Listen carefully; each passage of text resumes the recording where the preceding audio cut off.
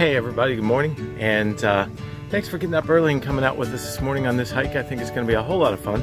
We're going to hike with Arnold Ruiz this morning, and he is one of the best realtors, certainly in Mount Pleasant, but also in the whole Charleston area. Good morning, Arnold. Good morning, man. How you doing? Good morning. Ready for this walk? Estoy listo. Sí, muy bien, muy bien. Es un día fenomenal para un paseo. So this could be the only first walk you ever do that's in Spanglish.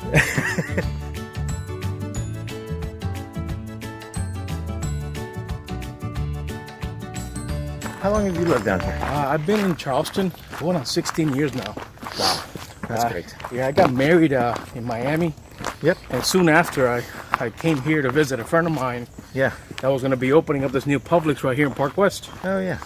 And but before the weekend was over, I put money down on the house, picked the colors out, picked up the cabinets, done it all. And was the wife happy with that? Or Absolutely, she was. Okay. She was surprised that I followed along. I tend not to be so quick to make decisions, but the people here were just so warm and inviting.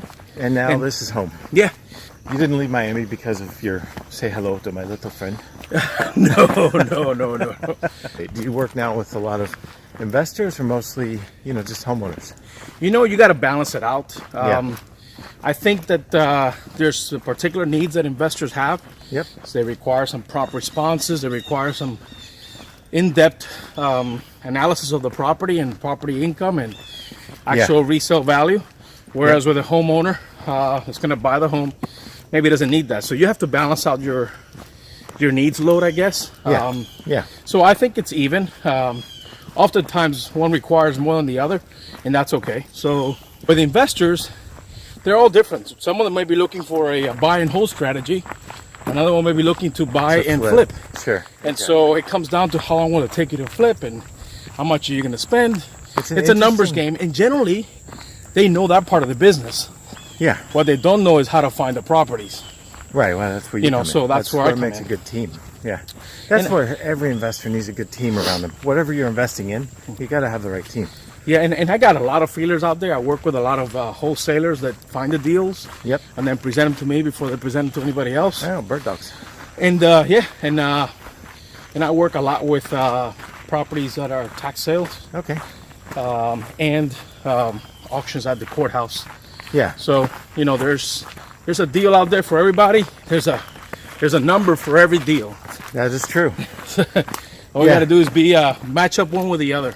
How long have you been selling real estate? It's gonna be 3 years now. That's what I thought. It's not that long, but yet you've made a mark. I mean, you're doing volume that people 3 times your time in the market are not doing. Well, I appreciate that. I mean, I came from a family and an expectation of growing your business, doing the right thing by people. Yeah. And always doing more than the next guy. Yeah. And I think that pays off. I mean, my first year in real estate, I spent most of my time training and learning how to cater to investors. So that, if they came and asked me about ROI, cash on cash, cap rates, I would understand that because I felt that was important. It's also relationships. It's not just the fact that you work hard. It's what I've found is that people who work with you tend to want to work with you again because they remember you. They know that you cared, that you did a good job. Yeah, there's a real driving force behind clarity in business. Yeah. And business isn't really about closing a deal. No. It's really about forging a relationship. Our title is salesman. Right. But I've never sold a house. Is people pick their own home.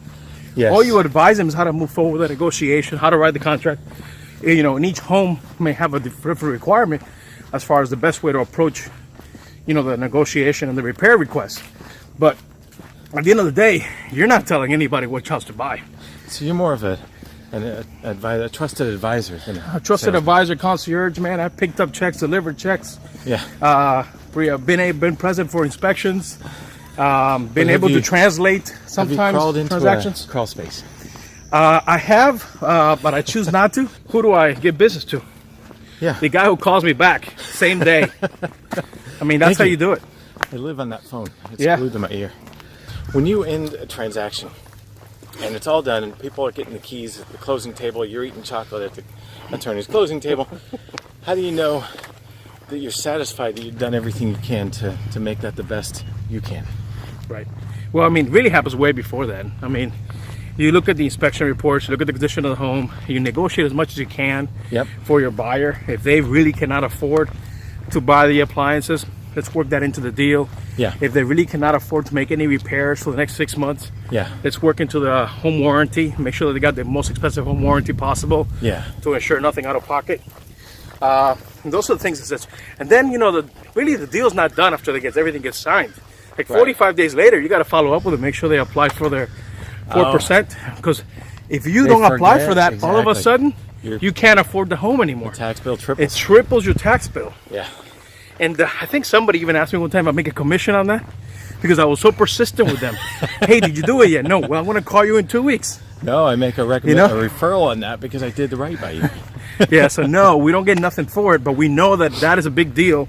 I mean, I went to a listing presentation. Yeah. The guy says all of a sudden he can't afford his house. So we looked at the house, everything, you know, I figured I told him what he could sell the house for. And I said, what's changed that all of a sudden you can't afford this house? Yeah. Because that's going to dictate which is the next house you're going to buy. Yeah. And he says, well, all of a sudden my payments just went up. And I said, well, did you apply for the 4%? He goes, what's that? So You anyway, talked yourself out of a listing. he saved himself $300 a month. Yeah. And I did not sell his house. He still lives in it now. He has another baby. Okay. He's saving up for another house, but you know, there was no hurry for No. him to move out of there anymore. And you did the right thing. The right And thing, that feels yeah. good. Yeah. And thanks for coming on this hike, by the way. Oh, thanks for It's been inviting fun. me, man. It's a great way to start the day. Yep. I love it. So, I'm ready for a shower. I am too. If I was on vacation, I'd go drink a beer right now. Well, I'm telling you, that was a nice hike, huh? Arnold is personable, full of stories, and you can see why the relationships last. But given that, if he can do anything for you in real estate, give him a call. If I can do anything for you on the home loan side, my team and I would love that.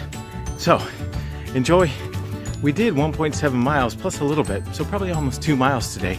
So I'm going to give you 5,000 honorary steps. In the meantime, happy trails.